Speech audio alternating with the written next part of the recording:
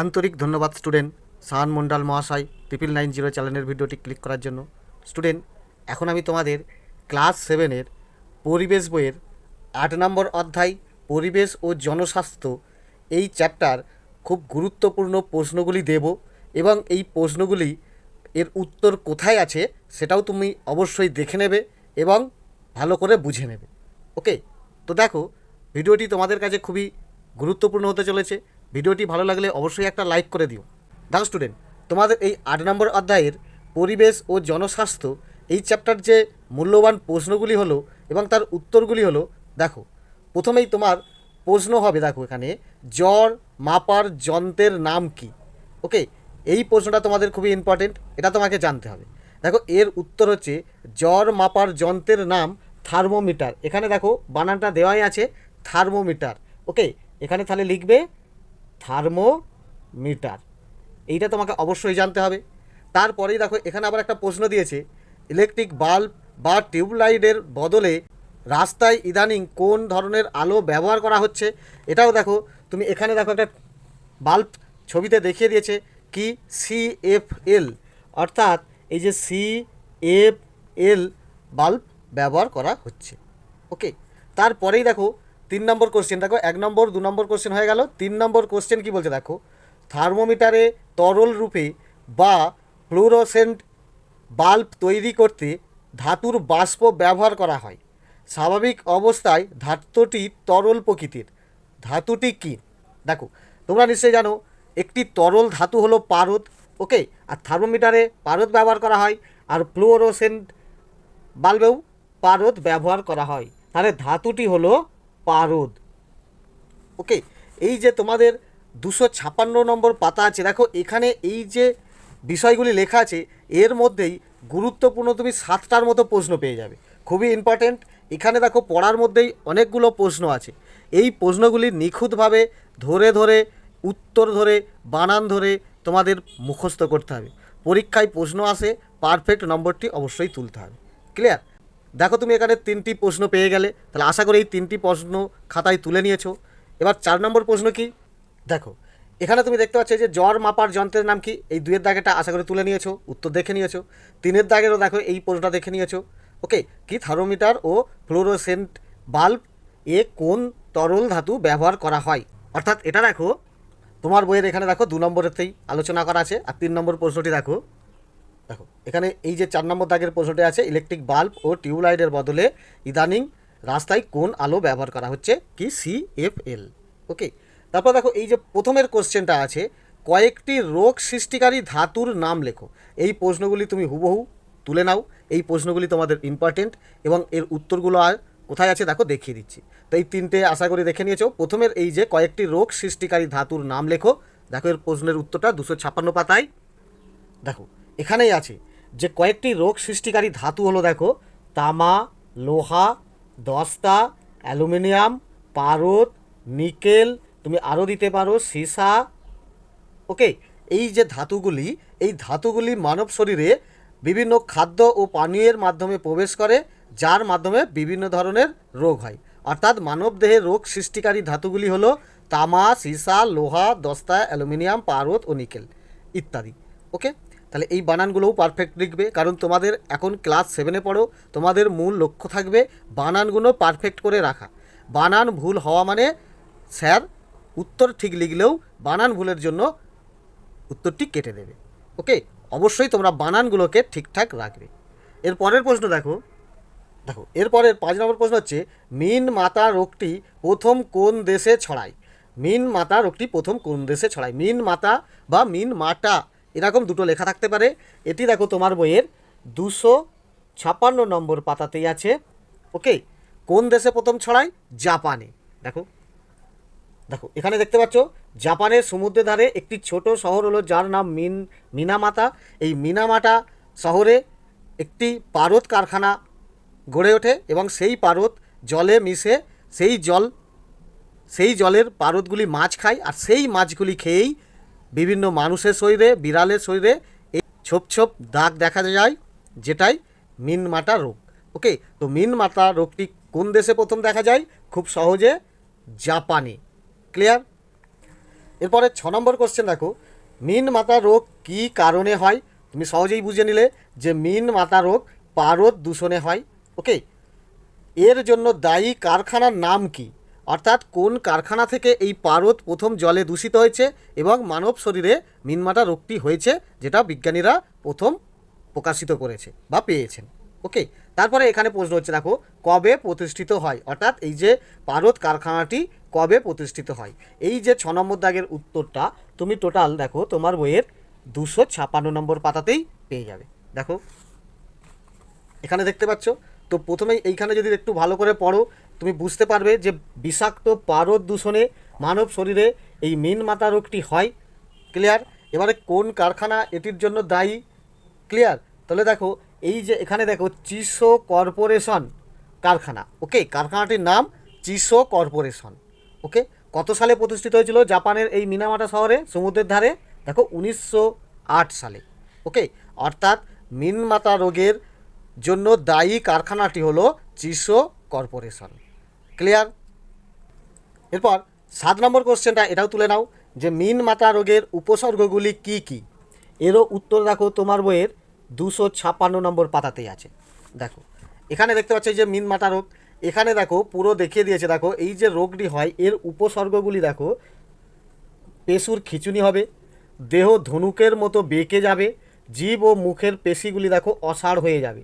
তাহলে এই যে এখান থেকে এইটা, এগুলো তোমার মিনমাটা রোগ যে সমস্ত মানুষদের হবে তাদের এগুলি হবে কি? পেশির খিঁচুনি হবে, দেহটা ধনুকের মতো বেঁকে যাবে, জিভ ও মুখের পেশিগুলি অসাড় হয়ে যাবে, আর সারা শরীরে কালো কালো ছোপ তৈরি হয়ে যাবে। ওকে, 8 নম্বর প্রশ্নটা দেখো কী বলছে, আর্সেনিক দূষণে কোন রোগ হয়? দেখো আর্সেনিক দূষণে ব্ল্যাক ফুট ডিজিজ রোগটি হয়, অর্থাৎ ব্ল্যাক ফুট ব্যাধি রোগটি হয়। ক্লিয়ার? এটা তোমাকে লিখতে হবে। এই রোগের উপসর্গগুলি কি কি? দেখো এই যে ব্ল্যাক ফুট ডিজিজ বা আর্সেনিক দূষণের যে রোগ হয় তার উপসর্গগুলি দেখো তোমার বইয়ের 257 পাতায় দেখো এখানে আছে। দাও স্টুডেন্ট, আর্সেনিক দূষণে যে ব্ল্যাক ফুট ডিজিজ বা ব্ল্যাক ফুট ব্যাধিটা রোগ হয় তার উপসর্গগুলি দেখো এই যে 1, 2, 3, 4 এই উপসর্গগুলি দিয়ে দেবে। কি দেখো, হাতের উপরের তালুতে খসখসে উঁচু উঁচু ছোপ হয়ে যায়, চামড়ার রং কালো হয়ে যায়, বুকে ও পিঠে কালো ছোপ হয়ে যায়, আর পায়ের নানা জায়গায় ক্ষত হয়ে যায়। ওকে, আর এই ব্ল্যাক ফুট ডিজিজ রোগটি কী রোগ? এটি একটি আর্সেনিক দূষিত রোগ, জলদূষণ, অর্থাৎ জলদূষণ ঘটিত রোগ। ক্লিয়ার? 9 প্রশ্নটা দেখো, এটা তোমাদের খুব ইম্পর্টেন্ট। কী বলছে দেখো, ফ্লোরাইড দূষণে কোন রোগ হয়? ফ্লোরাইড বা ফ্লোরিন। ওকে, ফ্লোরাইড বা ফ্লোরিন, ফ্লোরিন ধাতু থেকেই ফ্লোরাইড নিঃসৃত হয়। সেই ফ্লোরাইড দূষণে কী রোগ হয়? ফ্লোরাইড দূষণে দেখো ফ্লুরোসিস রোগ হয়। কি? ফ্লুরোসিস রোগ। এই রোগের উপসর্গগুলি কি? এটাও দেখো তোমার বইয়ের 257 পাতায় আছে। দেখো ফ্লুরোসিস রোগের যে উপসর্গগুলি আছে এই 4টি উপসর্গ তোমাকে তুলতে হবে। কি? হাতে ছোপ ছোপ দাগ হয়, দাঁত ও হাড় প্রায় ভেঙে যায়, এটা খুবই ইম্পর্টেন্ট। ওকে, ফ্লোরোসিস রোগের প্রধান লক্ষণ তুমি কিন্তু এটা পাবে, দাঁত ও হাড় প্রায় ভেঙে যাবে, দাঁত চটে চটে উঠে যাবে। ওকে, তারপরে 3 নম্বর হচ্ছে দেখো পিঠ ধনুকের মতো বেঁকে যাবে, আর 4 নম্বর হচ্ছে দেখো চলার সময় হাঁটু দুটি ঠোক্কর খায়, অর্থাৎ এমন হাত পা বেঁকে যাবে যে হাঁটু দুটি যেন এইভাবে কী হবে? ঠুকে যাবে, অর্থাৎ জুড়ে যায়। ক্লিয়ার? 10 নম্বর প্রশ্নটা কী বলছে দেখো, পশ্চিমবঙ্গের কোন কোন জেলায় আর্সেনিক দূষণের প্রভাব আছে? অর্থাৎ পশ্চিমবঙ্গের কোন কোন জেলার মাটির নিচের জল থেকে আর্সেনিক দূষণের প্রভাব আছে, অর্থাৎ এই জেলার মাটির নিচের জল নলকূপের মাধ্যমে তুলে যে পানীয় হিসাবে ব্যবহার করা হয়, তো এই জেলার ব্যবহার করা উচিত নয়। ওকে, খুব সতর্কভাবে পরীক্ষামূলকভাবে ব্যবহার করতে হয়। তো পশ্চিমবঙ্গের কোন কোন জেলায় আর্সেনিক দূষণের প্রভাব আছে এরও উত্তর দেখো তোমার বইয়ের 257 পাতায় আছে। দেখো এর উত্তরটা তুমি এখানেই পেয়ে যাবে। পশ্চিমবঙ্গের মালদহ, মুর্শিদাবাদ, উত্তর 24 পরগনা ও দক্ষিণ 24 পরগনা জেলার মাটির নিচে যে জল আছে সেই জলের স্তরে দেখো আর্সেনিকের প্রভাব আছে। তাহলে কোন কোন জেলায়? মালদহ, মুর্শিদাবাদ, উত্তর 24 পরগনা এবং দক্ষিণ 24 পরগনা। ক্লিয়ার? এরপর 11 নম্বর প্রশ্নটা দেখো, পশ্চিমবঙ্গের কোন কোন জেলায় ফ্লোরাইড দূষণের প্রভাব আছে? অর্থাৎ কোন কোন জেলার জল ব্যবহার করলে এই ফ্লোরাইড দূষণ ঘটিত রোগ হবে। এটাও দেখো জলদূষণ ঘটিতই রোগ। ক্লিয়ার? তো এর উত্তরটাও তুমি তোমার বইয়ের 257 নম্বর পাতাতেই পেয়ে যাবে। দেখো দেখো এর উত্তরটা তোমার এখান থেকে এখানে কি বলছে দেখো, পশ্চিমবঙ্গের বীরভূম, বাঁকুড়া, মালদহ জেলার মাটির নিচে ফ্লোরিন কিছু খনিজ পদার্থ, অর্থাৎ পশ্চিমবঙ্গের বীরভূম, বাঁকুড়া, মালদহ এই জেলার মাটির নিচে এই ফ্লোরিন খনিজ পদার্থটি আছে, যা থেকে এই ফ্লোরাইড আয়নটি দ্রবীভূত হয়, যেটা জলের সঙ্গে মিশে ফ্লোরোসিস রোগটি হয়। তাহলে কোন কোন জেলায় ফ্লোরাইডের প্রভাব আছে? বীরভূম, বাঁকুড়া, মালদহ। ওকে, এরপর 12 নম্বর কোশ্চেনটি কী বলছে দেখো, এটাও তোমার খুবই ইম্পর্টেন্ট। এই প্রশ্নগুলো প্রত্যেকটাই ইম্পর্টেন্ট, অবশ্যই মনোযোগ দিয়ে দেখবে।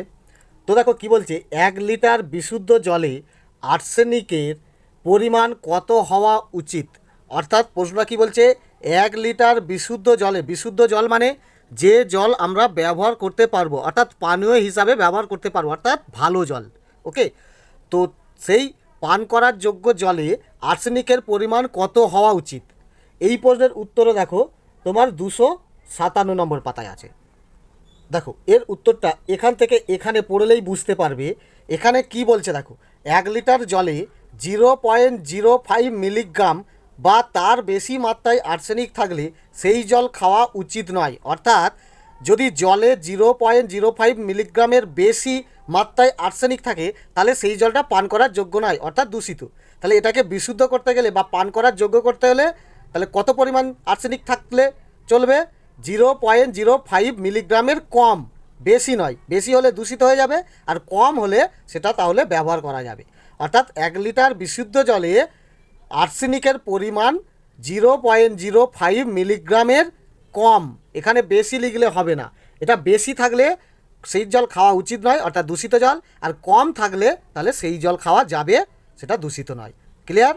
তাহলে বিশুদ্ধ জলে 1 লিটার বিশুদ্ধ জলে আর্সেনিকের পরিমাণ 0.05 মিলিগ্রামের কম। ক্লিয়ার? 13 নম্বর কোশ্চেন কী বলতে দেখো, 1 লিটার বিশুদ্ধ জলে ফ্লোরাইডের পরিমাণ কত হওয়া উচিত? এটাও দেখো বিশুদ্ধ জলের, এটাও তুমি পাবে দেখো তোমার বইয়ে 257 নম্বর পাতাতে। দেখো এখানেও দেখো এখান থেকে এখানে 1 লিটার পানীয় জলে 1.5 মিলিগ্রামের বেশি ফ্লোরাইড থাকলে দাঁত ও হাড়ের সমস্যা দেখা দেয়। অর্থাৎ 1.5 মিলিগ্রামের কম ফ্লোরাইড থাকলে সেটা তাহলে সেই জল আমরা ব্যবহার করতে পারবো। ওকে, বিশুদ্ধ জল মানে পানীয় জল, যেটা পান করা যাবে, শুদ্ধ জল। ওকে, তাহলে তোমার উত্তর হবে 1 লিটার বিশুদ্ধ জলে 0.5 মিলিগ্রামের কম ফ্লোরাইড থাকতে হবে। ওকে, বা 1 লিটার বিশুদ্ধ জলে ফ্লোরাইডের পরিমাণ 1.5 মিলিগ্রামের কম। এই বেশিটা লিখলে হবে না, বেশি হলেই সমস্যা দেখা দেবে, কম হলেই আর সমস্যা দেখা দেবে না। ক্লিয়ার? এই প্রশ্নটা ঘুরিয়ে ফিরিয়ে দেবে, বুঝে নিয়ে উত্তরটা লিখতে হবে। এরপরে এই 14 দাগের যে প্রশ্নটি দিয়েছি, এগুলি এইভাবে তোমাদের পরীক্ষায় আসবে না। এর যে কোনো একটা পেশাগত পেশা বলবে এবং তার ফলে যে রোগটা হয় সেই রোগটা তোমাকে লিখতে হবে। তো এখানে একসঙ্গে দিয়ে দিলাম দেখো 259 পাতা ও 262 পাতার যে পেশাগুলো দিয়েছে, যে বিভিন্ন পেশাগুলি আছে, সেই পেশার ফলে কি কি পেশাগত রোগগুলি হয় এই বিষয়টা তুমি একটু পড়ে নেবে।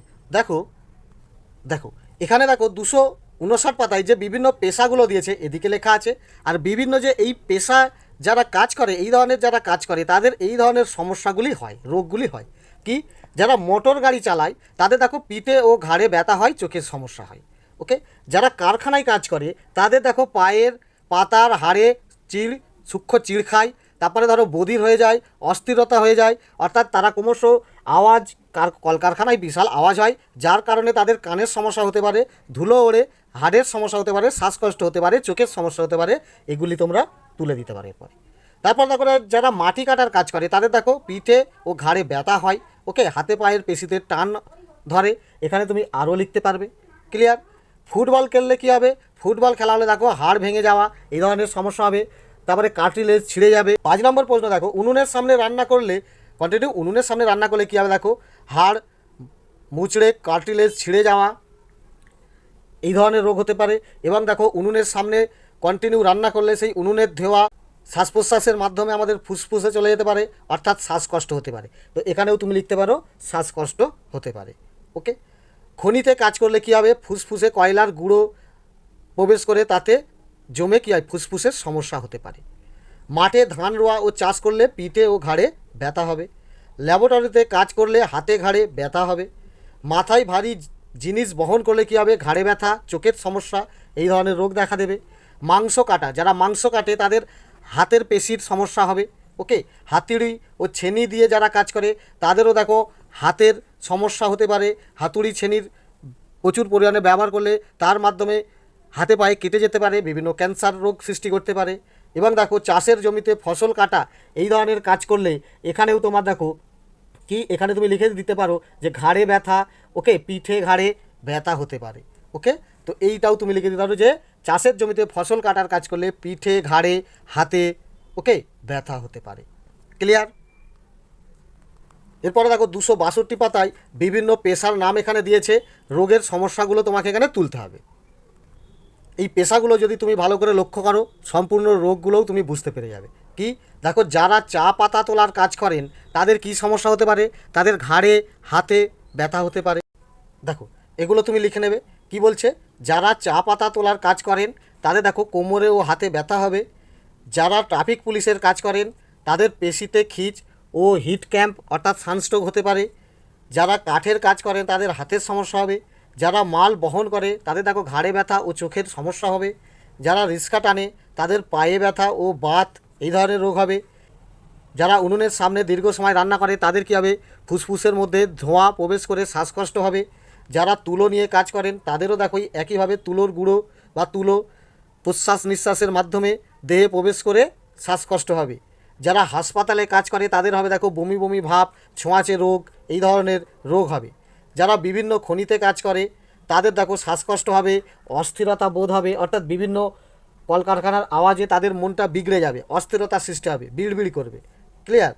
তারপরে বলছে দেখো 10এরটা, যারা নির্মাণ শিল্পে কাজ করেন তাদের হাতের সমস্যা হবে, অর্থাৎ যারা ঘরবাড়ি তৈরি করে, রাজমিস্ত্রির কাজ করে, যেটা নির্মাণ শিল্প, তাদের ছেনি হাতুড়ি নিয়ে কাজ, যারা ধরো পাথরের কাজ করে, ওকে, তাদের হাতের সাহায্যে কাজ করতে হয়, এই কারণে হাতের সমস্যা হবে। যারা ল্যাবরেটরিতে কাজ করেন তাদের দেখো হাতে ও ঘাড়ে ব্যথা হবে। যারা নানা ধরনের কারখানায় কাজ করে তাদের কানের সমস্যা হবে, অর্থাৎ বিভিন্ন আওয়াজের মাধ্যমে তারা কালা প্রকৃতির হয়ে যাবে, অস্থিরতা হবে। ওকে, যারা পাট কলে কাজ করেন তাদের এই যে পাটের গুঁড়ো বা ধুলোগুলো কী হবে, শ্বাস প্রশ্বাসের মাধ্যমে, ওকে, ফুসফুসে প্রবেশ করবে, তাহলে কি হচ্ছে, শ্বাসকষ্ট হবে, অস্থিরতা বোধ সৃষ্টি হবে। তারপরে বলছে দেখো, যারা বিভিন্ন জিনিস ফেরি করে, মাথায় করে যারা ফেরি করে তাদের ঘাড়ে ব্যথা হবে, চোখের সমস্যা হবে, এই ধরনের রোগগুলি হবে। অর্থাৎ এখানে তোমাকে কিভাবে প্রশ্ন পড়বে, হঠাৎ করে ধরো শুধু এই ধরনের প্রশ্ন পড়বে, যারা তুলো নিয়ে কাজ করেন তাদের কি রোগ হতে পারে, তখন তুমি বুঝতেই পারছো যারা তুলো নিয়ে কাজ করে তাদের শ্বাসকষ্ট হবে। যারা নানা ধরনের কারখানায় কাজ করে তাদের কী রোগ হবে, তাদের কানের সমস্যা হবে, ওকে, অস্থিরতা বোধ হবে, মনটা বিগড়ে যাবে। ক্লিয়ার? এরপর 15 দাগের প্রশ্নটা কী বলছে দেখো, এক্স রশ্মির ফলে মানব শরীরে কী ক্ষতি হয়। এক্স রশ্মির ফলে মানব শরীরে কী ক্ষতি হয়, এই প্রশ্নের উত্তরটা দেখো তোমার বইয়ের 260 পাতায় আছে। দেখো এখানে দেখতে পাচ্ছ এক্স রশ্মি, তো এই যে এক্স রশ্মি এখানে যদি ভালো করে পড়ো বুঝতেই পারবে যে মানব শরীরের কোষ ধ্বংস করে দেয়। ওকে, তাহলে মানব শরীরের কোষকে ধ্বংস করে দেয়। ক্লিয়ার? এরপরে 16 দাগের প্রশ্নটা কী বলছে দেখো, তেজস্ক্রিয় পদার্থ কাকে বলে, উদাহরণ দাও, এর ফলে কোন রোগ হয়। এটাও দেখো তোমার বইয়ের 260 পাতায় দেখতে পেয়ে যাবে। ওকে, দেখো এখানে দেখতে পাচ্ছ তেজস্ক্রিয় পদার্থ, তো এখানেই তোমার উত্তরটি আছে। অর্থাৎ যে সমস্ত পদার্থ থেকে, রাসায়নিক পদার্থ থেকে অদৃশ্য রশ্মি বের হয় তাকেই দেখো তেজস্ক্রিয় পদার্থ বলে। অর্থাৎ যে সমস্ত রাসায়নিক পদার্থ থেকে অদৃশ্য রশ্মি বের হয় তাকেই তেজস্ক্রিয় পদার্থ বলে। যেমন দেখো প্রথমেই দিয়েছে ইউরেনিয়াম আর প্লুটোনিয়াম। ওকে, ইউরেনিয়াম, প্লুটোনিয়াম এগুলো খুবই নামকরা তেজস্ক্রিয় পদার্থ। ইউরেনিয়াম পরমাণু বোমাতেও ব্যবহার করা হয়। ওকে, এই যে তেজস্ক্রিয় পদার্থের ফলে কী রোগ হয়, তুমি এখানে দেখতে পাচ্ছ এই তেজস্ক্রিয় পদার্থ থেকে যে রশ্মি বের হয় সেটা ক্যান্সার সৃষ্টি করে। অর্থাৎ তেজস্ক্রিয় পদার্থের ফলে ক্যান্সার রোগ হয়। আর তেজস্ক্রিয় পদার্থ কাকে বলে, যে সমস্ত রাসায়নিক পদার্থ থেকে অদৃশ্য রশ্মি বের হয় তাকেই তেজস্ক্রিয় পদার্থ বলে। উদাহরণ দেখো ইউরেনিয়াম, প্লুটোনিয়াম। ওকে, এরপর 17 দাগে যে প্রশ্নটা দেখো, প্রাচীন মিশরীয়রা পোড়ামাটির বাসনপত্র অলঙ্কৃত করতে কোন ধাতুর যৌগ ব্যবহার করত। 17। 18 নম্বর প্রশ্ন, খনির বদ্ধ বাতাসের মধ্যে কোন গ্যাস থাকলে শ্রমিকের মৃত্যু হতে পারে। দেখো এই প্রশ্নটা তোমার প্রথমে 260 পাতায় আছে। ওকে, তারপরে খনির বদ্ধ বাতাসের মধ্যে কোন গ্যাস থাকলে শ্রমিকের মৃত্যু হতে পারে, এটাও তোমার বইয়ে দেখো 261 পাতায় পাবে। প্রসাধনী সামগ্রী, সুতিবস্ত্র ইত্যাদি রং করতে কোন রাসায়নিক যৌগ ব্যবহার করা হয়, এটাও দেখো তোমার বইয়ের 261 পাতায় পাবে। দেখো 17, 18, 19, 20 এই চারটেই উত্তর আমি তোমাকে একসঙ্গে দেখিয়ে দিচ্ছি। ওকে, 20 নম্বর প্রশ্নটি কী আছে দেখো, দেয়ালের রং, গাড়ির ব্যাটারি তৈরি করতে কোন ধাতু ব্যবহার করা হয়, এটাও দেখো তোমার বইয়ের 261 পাতাতেই পেয়ে যাবে। দেখো দেখো এই যে প্রশ্নটা, এটা হুবহু 17 দাগের প্রশ্ন। কি, প্রাচীন মিশরীয়রা পোড়ামাটির বাসনপত্র অলঙ্কৃত করতে কোন ধাতুর যৌগ ব্যবহার করে। দেখো এখানে 3টে অপশান আছে, এর মধ্যে তোমার উত্তর হবে জিঙ্ক। ওকে, জিঙ্ক ব্যবহার করে। 18 নম্বর প্রশ্নটি দেখো, এটা ছিল কি বলছে, খনির বদ্ধ বাতাসের মধ্যে কোন গ্যাস থাকলে শ্রমিকের মৃত্যুর সম্ভাবনা থাকে বা মৃত্যু হতে পারে, এটাও দেখো কার্বন মনোঅক্সাইড। কার্বন মনোঅক্সাইড থাকলে খনির মধ্যে শ্রমিকরা মারাও যেতে পারে। ওকে, 19 নম্বর প্রশ্ন এটা আছে দেখো, প্রসাধনী সামগ্রী অর্থাৎ বাড়িতে যে বিভিন্ন সাজানোর যে সামগ্রীগুলো, ওকে, সূক্ষ্ম সূক্ষ্ম শৌখিন জিনিস তৈরি, সুতিবস্ত্র ইত্যাদির রং করতে কোন রাসায়নিক যৌগ ব্যবহার করা হয়, এটাও দেখো সংশ্লেষিত জৈব রঞ্জক ব্যবহার করা হয়, এর মাধ্যমে বিভিন্ন রং সৃষ্টি করা হয়। তারপরে দেখো এই যে 4 নম্বর দাগেরটা, এটাই তোমার 20 নম্বর দাগের প্রশ্ন। কি, দেওয়ালের রং, খেলনা, গাড়ির ব্যাটারি তৈরি করতে কোন ধাতু বা ধাতুর যৌগ ব্যবহার করা হয়, এটা তোমার উত্তর হবে দেখো সীসা। সীসা ব্যবহার করা হয়। ওকে, তো আজ এটুকুই ভিডিও থাক। আশা করি ভিডিওটি তোমাদের খুবই উপকার। পরবর্তী ভিডিওটি আমি খুবই শীঘ্রই দেবো। অবশ্যই সকলের প্রথমে নোটিফিকেশনটি পাওয়ার জন্য সাবস্ক্রাইব বাটনটি ক্লিক করে বেল আইকনটি ক্লিক করবে এবং অল বাটনটিও ক্লিক করে রাখবে। আর ভিডিওটি ভালো লাগলে অবশ্যই একটা লাইক করে দেবে। ধন্যবাদ।